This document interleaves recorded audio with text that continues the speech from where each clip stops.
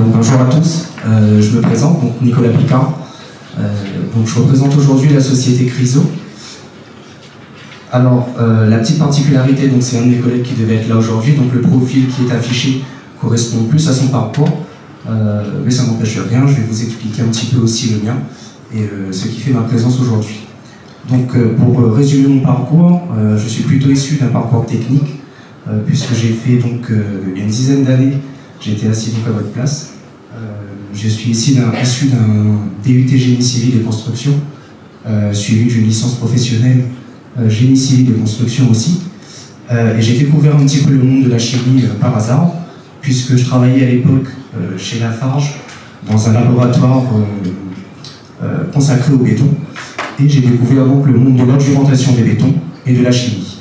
Donc aujourd'hui, je suis responsable d'assistance technique à Chryso. Excusez-moi, la voix tremble un petit peu. Donc je suis responsable d'assistance technique à Chryso, où j'ai débuté donc il y a une dizaine d'années en tant que technicien recherche et développement. Et j'ai eu l'occasion du coup de découvrir les différentes formulations d'adjuvants qui va nous permettre en fait de créer les meilleures formulations de béton pour nos clients. Donc on travaille plutôt sur tout ce qui est business to business, c'est-à-dire qu'on n'est pas en direct même du client final, je vais dire. Mais voilà, donc on va travailler avec les industriels du béton pour leur proposer nos systèmes d'adjuvantation pour faire des bétons plus durables, plus verts, plus durs, etc. Organiser tout ce qui est process, travailler sur les phénomènes de prise.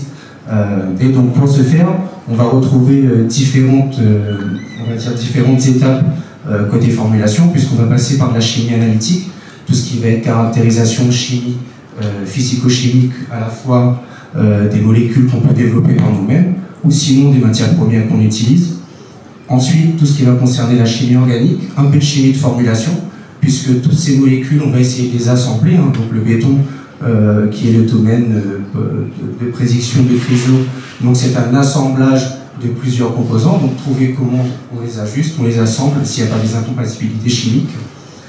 Ensuite de la chimie des polymères, donc pour la particularité de Chryso, on développe nous-mêmes tout ce qui va être nos polymères qui vont entrer en interaction avec le ciment par exemple.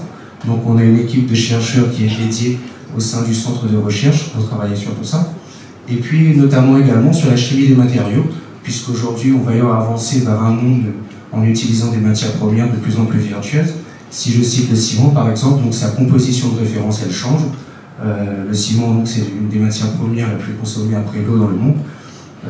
Et c'est aussi donc l'un des matériaux les plus polluants, allant jusqu'à 750 kilos de CO2 par tonne de ciment fabriqué. Aujourd'hui, vis-à-vis de la neutralité carbone, on essaie effectivement de réduire en fait l'impact de ces ciments, notamment avec l'arrivée de nouveaux liants. Donc c'est un peu toute la particularité de Chryso, donc c'est travailler avec l'ensemble de ces industriels pour proposer des solutions donc à la fois chimiques qui vont s'adapter à la physique pour aboutir au final à un pont, un ouvrage d'art, enfin, voilà, un bâtiment fini, j'ai envie de dire, qui respecte un certain nombre de spécifications et un cahier des charges précis. Concernant l'environnement de travail, donc personnellement j'évolue au sein du centre de recherche et de développement où il y a plusieurs, on va dire, petits laboratoires. On va avoir des laboratoires de formulation, des laboratoires de synthèse, une partie de laboratoire d'analyse pour vérifier si les produits sont conformes au cahier des charges pour les fabrications, et aussi toute une partie d'essais applicatifs. Donc, quand je parle d'essais applicatifs, on va démarrer par exemple le cœur de métier, comme je vous le disais, Chryso, ça va être tout ce qui est le domaine du béton et des mortiers par exemple. Donc on va constituer, trouver des premières petites solutions à petite échelle, typiquement sur des volumes de 1,5 litre, avec un peu de sable, un peu de ciment, et puis auquel on va tester différentes molécules pour voir leur effet sur le produit fini. Ensuite, on va pouvoir monter en échelle, donc passer sur des volumes plus importants, jusqu'à les essais sur des sites industriels, puisque si je prends par exemple le cas d'un développement produit, donc on va aller sur des maquettes, donc des petits réacteurs, pour faire les processus de réaction, aboutir à une molécule qui convient à un système, par exemple un modèle de béton qu'on a envie de faire, un béton très fluide pour aller dans une pile de béton par exemple. Dès qu'on a quelque chose qui tient à peu près la route, donc on peut tout de suite monter en échelle et aller jusqu'à l'étape de fabrication Donc là, on parle de plusieurs tonnes, aller en processus d'industrialisation, etc. Donc c'est ce qui fait un peu la beauté, j'ai envie de dire, de l'entreprise dans laquelle on travaille, c'est qu'on touche vraiment à toutes les échelles par rapport au métier. Et ce que je veux dire par là, c'est que j'ai découvert ça moi personnellement quand j'ai découvert le monde du béton. Donc c'était le caillou qui fait 2 cm. Et plus les années ont passé, plus je suis descendu, j'ai envie de dire, à une échelle de plus en plus fine jusqu'à arriver à la chimie. Et on voit qu'effectivement, c'est toute cette chimie qui va driver le bon fonctionnement de la plupart de nos bétons.